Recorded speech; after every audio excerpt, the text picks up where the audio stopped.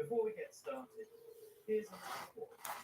The program you're about to see is not for the faint of heart. There will be horrors and terrors beyond your imagining. And if you get scared easily, then this may not be the program for you. But for those of you who wish to proceed, I have one thing to say to you.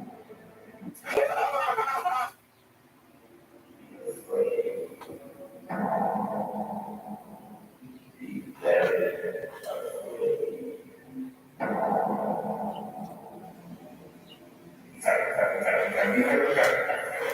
It's showtime.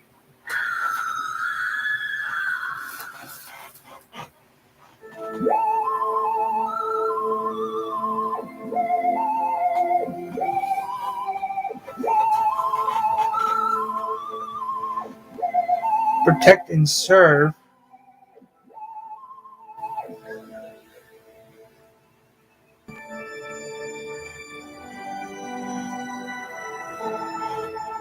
Television hijacks. Television has been an institution in homes for decades, and despite how smoothly and coordinated it appears to viewers like us, there have been several moments across the world where television was hijacked, sometimes by technical whizzes, sometimes by pranksters, hell, sometimes even by foreign governments. Today, I wanted to take you through four of the most interesting and most alarming broadcast interruptions in television history.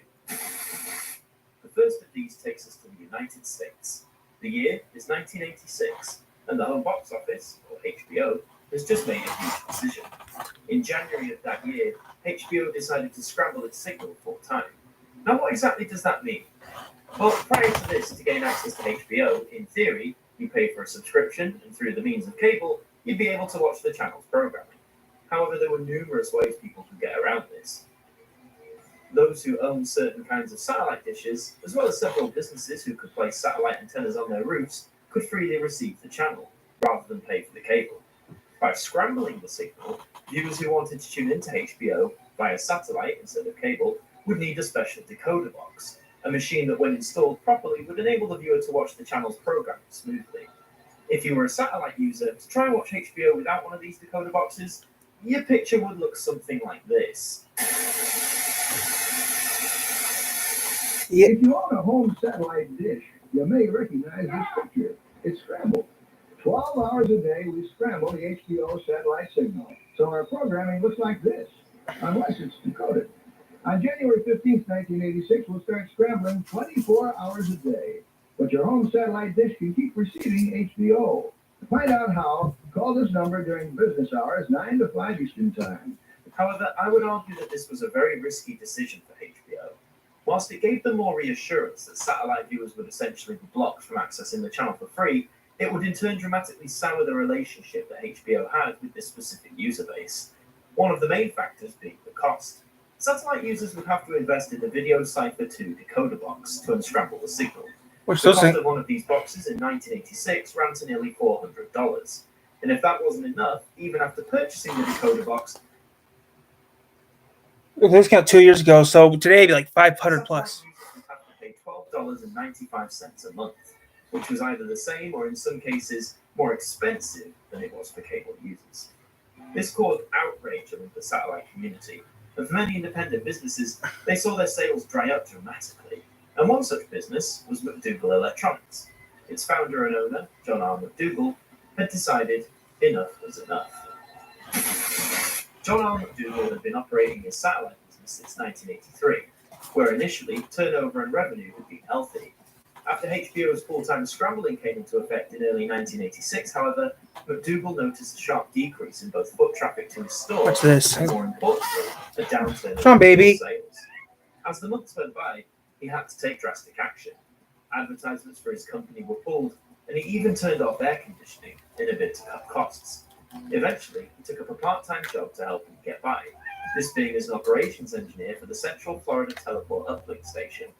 As such, on April 20th, 1986, at around 10 to 1 in the morning, McDougal decided to superimpose the standard colored bars test pattern over HBO's signal for a brief period of time. However, with the colored bars being such a standard feature in television at the time, and being so late at night with few viewers, HBO decided not to investigate the strange occurrence. But little did they know this was just the beginning. April 26, 1986. McDougal oversees the uplink of a movie for the People's Choice channel whilst working at the station. As the movie What, Whistle? McDougal began to close everything down as normal. However, before fully signing off, he decided to pull up the coloured bars once again, but this time using character generator to type out a simple Nice, message. baby. What's up, baby? Huh? What's wrong, Whistle? McDougal aimed the station's dish at the satellite responsible for HBO's feed, which was known as Galaxy 1. And so, within the first hour of April 27th, at 12:32 a.m. EST, viewers of that night's film, The Falcon and the Snowman, were treated to this now infamous broadcast interruption.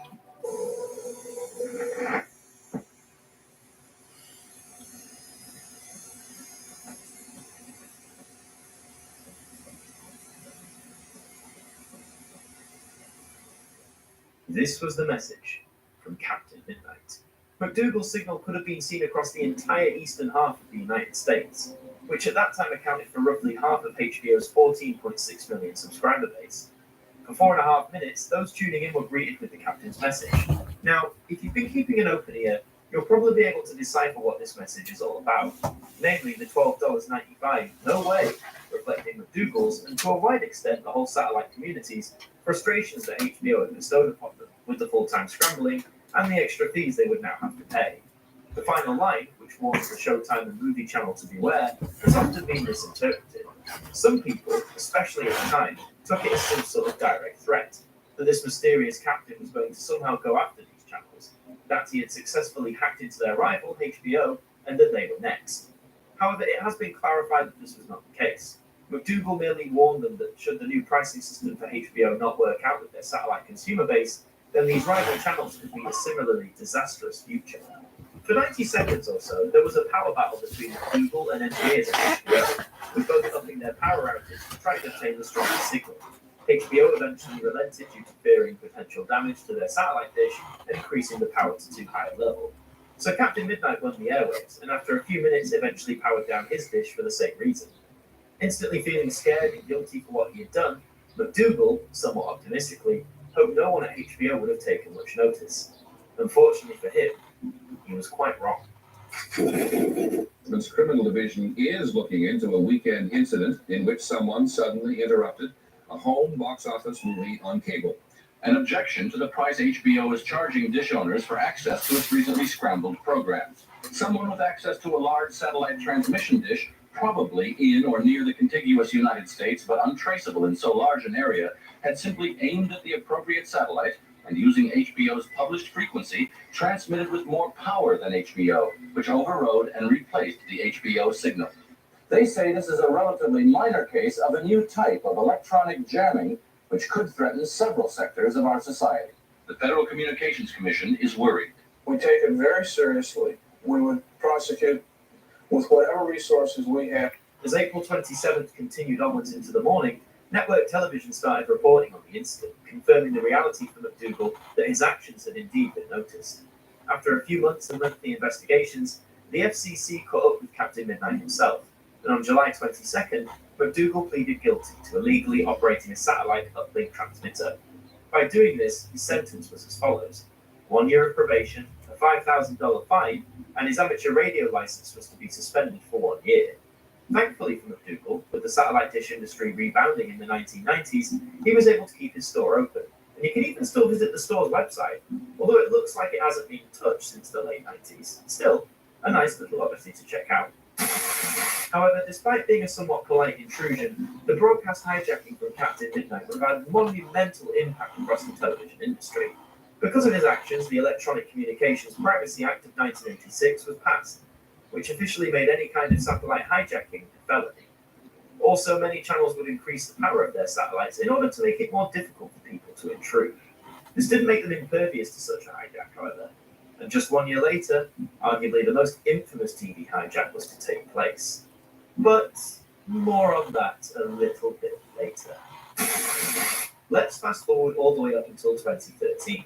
Television in the US and in many patterns of the world has fully entered and transitioned to the digital age, with analog TV becoming a thing of the past. However, remnants from that era did carry over, one such remnant being the emergency alert system. No.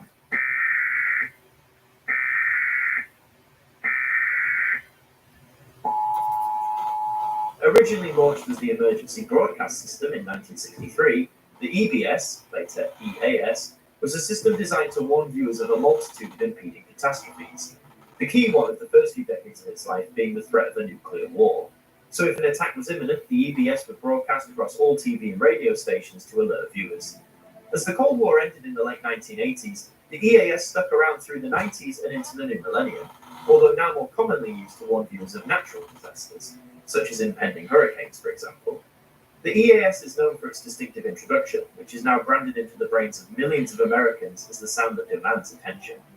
However, on February 11, 2013, when the EAS was triggered, instead of warning of volatile weather or some kind of nuclear attack, viewers in Great Falls, Montana, watching KRTV, heard this announcement.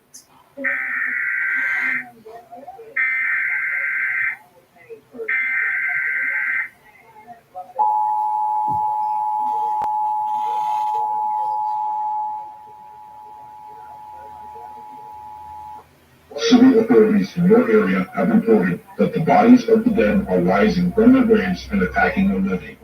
Following the messages on screen that will be updated as information becomes available. Do not attempt to approach or apprehend these bodies as they are considered extremely dangerous. That's right, folks. Zombies are finally coming to destroy us all. Obviously, this was some kind of prank, but the serious tone of the announcer, coupled with using the EAS, a system that automatically gets people a bit tense, contributed to several viewers becoming frightened that this unnatural event was actually taking place. Similar interruptions happened later the same day in areas of Michigan and Wisconsin, and sometime later a similar incident occurred in Port Ellings, New Mexico. However, with this fourth interruption, it eventually led to the arrest of the individual responsible for the hacking. The hijacking is notable purely for the subject matter of the so-called Heck, Michigan twice. That someone was able to get into the system and be able to broadcast to viewers that the zombies were literally Actually, it actually interrupted Michigan twice, guys. A PBS affiliate, which you don't touch a PBS affiliate, and then it was ABC affiliate. rising from their graves. I mean, it's honestly quite Schoolcraft, but it that's also way shows upstate. despite the move to digital and the heightened security around these kinds of things, broadcast hijacking could still occur if an individual had the means and know-how to be able to slip through the cracks. Let's have a listen to this sensationalist host one more time. City authorities in your area have reported that the bodies of the dead are rising from their graves and attacking the living. Following the messages on screen that will be updated as information becomes available. Do not attempt to approach or apprehend these bodies as they are considered extremely. If the idea of zombies rising from their graves and attacking the living is frightening enough for you, well, how about the idea of aliens hijacking your TV and warning you that we must abandon our ways of evil in order to pass into the new age? Well, back in late 1977, this did indeed happen. In rural southern England, anyway. It's the night of the 26th of November, 1977. And if you lived in the south or southeast of England, you may have been tuning into ITV, specifically its franchise holder for the area, Southern Television. You're watching Southern Television. Hello, good morning, and welcome to your Saturday programmes. Around tea time, the early evening news was being broadcast on the channel, when at around 5:10, the picture began to wobble, and a deep buzz started to cloud over the sound. Now, before I play the message, I have to make one thing clear. To my knowledge, the original recording of this intrusion does not exist in its original form. So what you're about to see is a well-constructed mock-up of how the night's events looked and sounded. Some of the audio gets a bit difficult to hear, so the subtitles provided by the uploader will be available on screen. We shall now hear the message with Thriller. This is the voice of the representative speaking to you. Everyone hears your singers as my senses. We speak with our kisses, payments, and all talent to your brothers and sisters on the best you ever done. We come to know you, this is your race, and your worlds, and your fellow beings, close and tight, to avoid disasters, enemies, and worlds.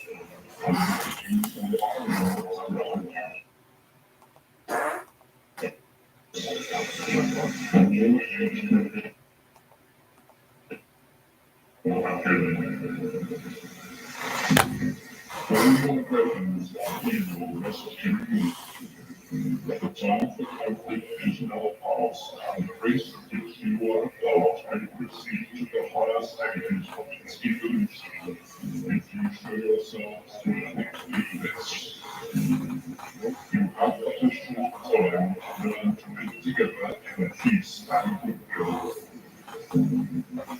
Small things all over the planet are learning this, and exist to pass on light and learning ways to you. You are ready to accept the opportunity to this universe you learn. Many goes wide as this. Then there are others.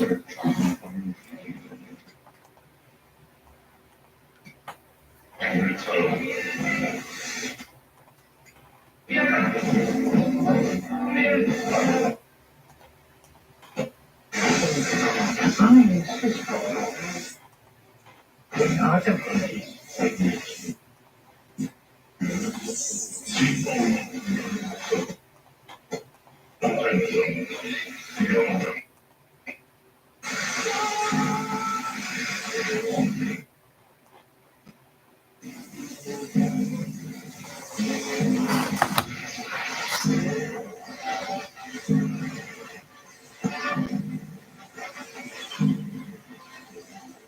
Well, that was certainly something, wasn't it? Now keep in mind, for Vrillon and his pals to address us through our TV and give us a great warning, you would have thought they would have hijacked all our communications, not just the TV signals of those in parts of southern England, but secondly, despite being intergalactic beings, their grasp of English is quite incredible. Now there are those people who genuinely believe that this was some extraterrestrial contact that we were all privy to, but I myself sadly am not convinced. Still, an interruption of TV had never happened in this manner before, so much so that those who did catch it were shocked and terrified. Southern TV was quick to inform viewers that it was a hoax of some kind, a breakthrough in sound, if you will, and we weren't actually being contacted by aliens. But the Vrillon incident in the 4 decades since has become a sort of cult oddity TV classic, so much so that in 2020, musician Duncan Parsons included a track on his album that was downright dedicated to it. On his album Common Sense Dancing, look out for a track called A Breakthrough in Sound, where within this 6-minute song, Parsons directly quotes the Vrillon message. It's my name is Vrillon, a representative from Ashdod Galactic.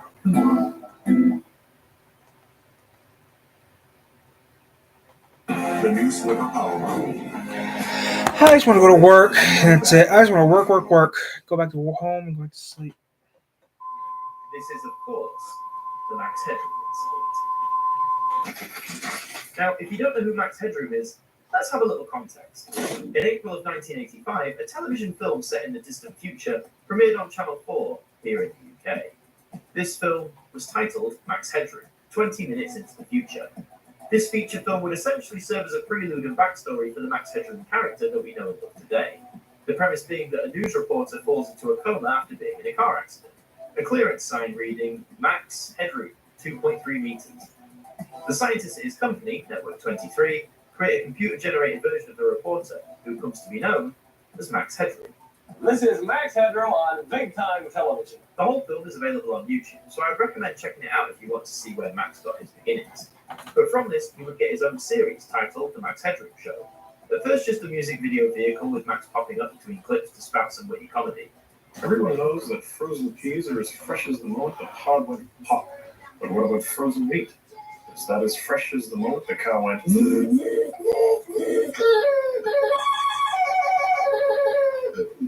As the show progressed into its second and third series, more features were added, namely celebrity interviews. So by 1987, Max Headroom had arguably reached its cultural zenith, both here in the UK and in the US, where his show had taken off after being broadcast on the cinema. Lemonade. A sign of this peak? Lemonade. Well, the guy partnered with Coca-Cola to promote New Coke, and of course, as was common back then, to slag off Pepsi. Now, what I'm talking about, and you are not, is that more people prefer the new refreshing tasting Coke over Pepsi. So, If you can't beat it, that's the way. But being famous comes at a price, and for Max, his image would be used to pull off the most notorious hijack in TV history. This is the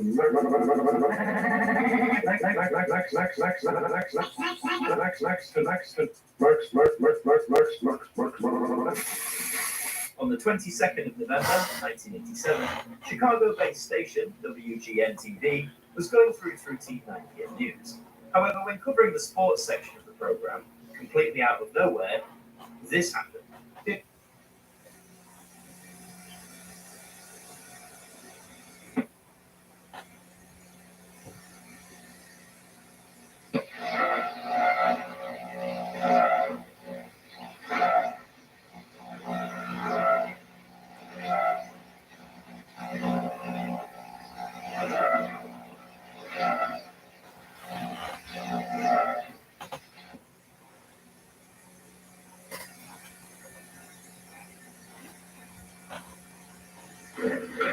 Well, if you're wondering what's happened, so am I. Actually, the computer that we have running our news from time to time took off and went wild. So what we're going to do is start over from the top with the Bears. For a brief time, and with no sound aside from a rampant buzzing, WGN viewers went from sports to a person dressed up as Max Headroom, mask and all, dancing about in front of a rotating sheet of corrugated iron, assumedly attempting to mimic the wireframe background of the real Max Headroom show. What I want to know is, why are the only funny lines on this show the ones behind it? As this interruption was so brief, even the newscasters, baffled as they were, acknowledged the oddity and then continue on as normal. Little did they know that this version of Max would strike again. Just over 2 hours later, this time on PBS affiliate WTTW, viewers were enjoying a showing of the classic 1977 Doctor Who story, Horror of Fat Rock. But like before, out of nowhere, the picture disappeared to be replaced once again with Max, although this time with sound. And so began the infamous Max Headroom interruption. I'll give you a hot 10 minutes.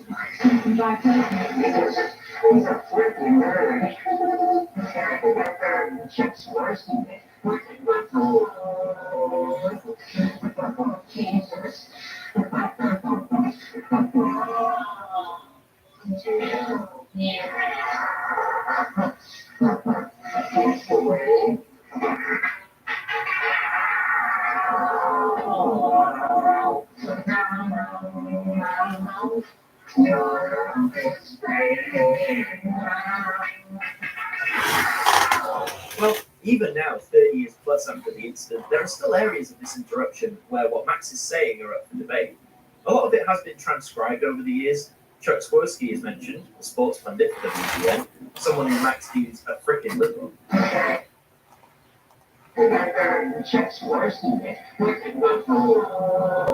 Clearly not fun. But a more deliberate tie into the Max Headroom character comes when he holds a can of Pepsi to the camera.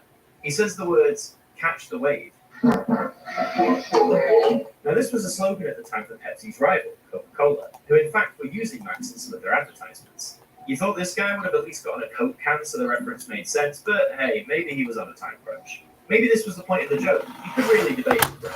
The next noteworthy moment is when Max says, "Your love is fading."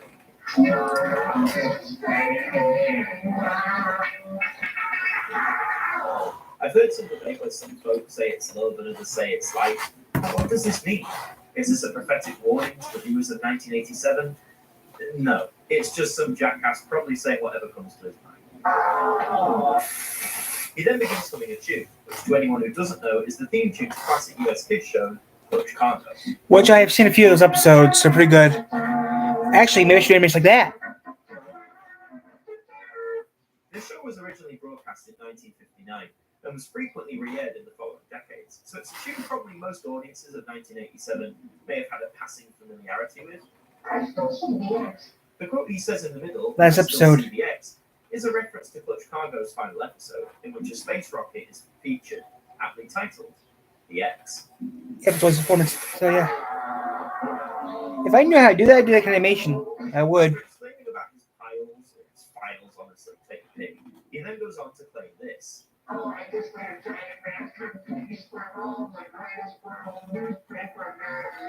WG in America. This is a reference to the Known as TV News Nation. station WGN, which stands for World's Greatest Newspaper. Now it's known as News Nation. If you listen carefully, he actually gets the words in the wrong order, even if he is changing them for a cheap joke. He shows us a glove he has, claiming his brother is wearing the other one, but that it's dirty. You really wonder what the point to all this is, and the more I watch it, it certainly seems like there was no driving point behind it at all. It was just a bunch of people who had the means to hijack the airwaves and probably did it just for the sake of doing it, causing a bit of a stir, and then slip quietly into the background. Granted, given the recently introduced laws regarding TV hijacking, it was definitely a risky move for the perpetrators to take. We then cut to a different angle. The background sheet has stopped spinning, and we can see Max has exposed his bare bum cheeks for us. Wonderful. After exclaiming that someone is coming to get him, we see another figure, dressed in some sort of maid outfit, begin to spank him with a fly swatter. Now, not only is this quite disturbing in itself, but there have been many rumours and claims that this second figure is in fact a child. Now, again, as far as I know, this has always just been a rumour. But when you think about it and look at the figure, it's certainly plausible. And if it is, then that takes this hijack into a whole other realm in terms of how dark and creepy this actually is. We hear a voice saying what I believe to be "bend over, bitch," just before the other figure begins swatting Max.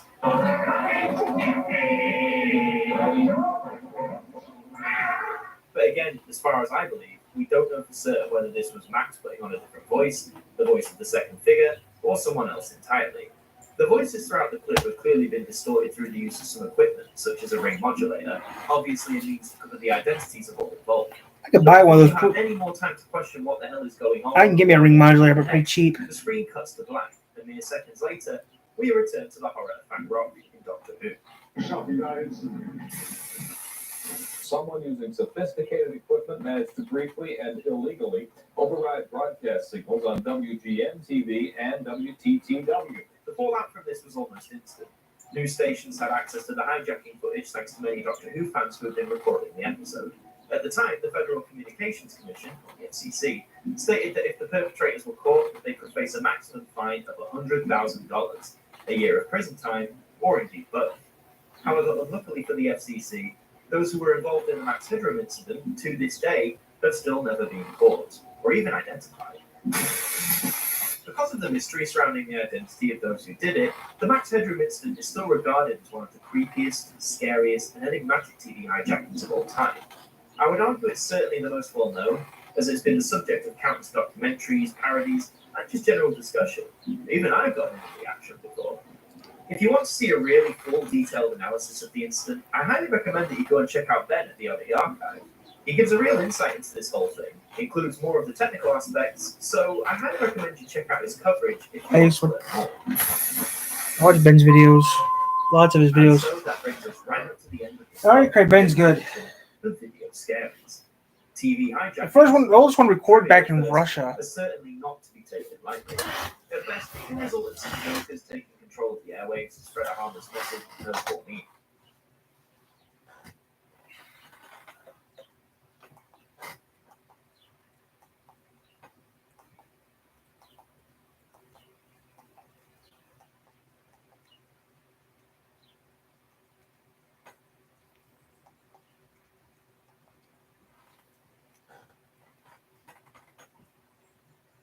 Hey, it's your dry skin. Help me stay hydrated and healthy looking all day with CeraVe Facial Moisturizing Lotion.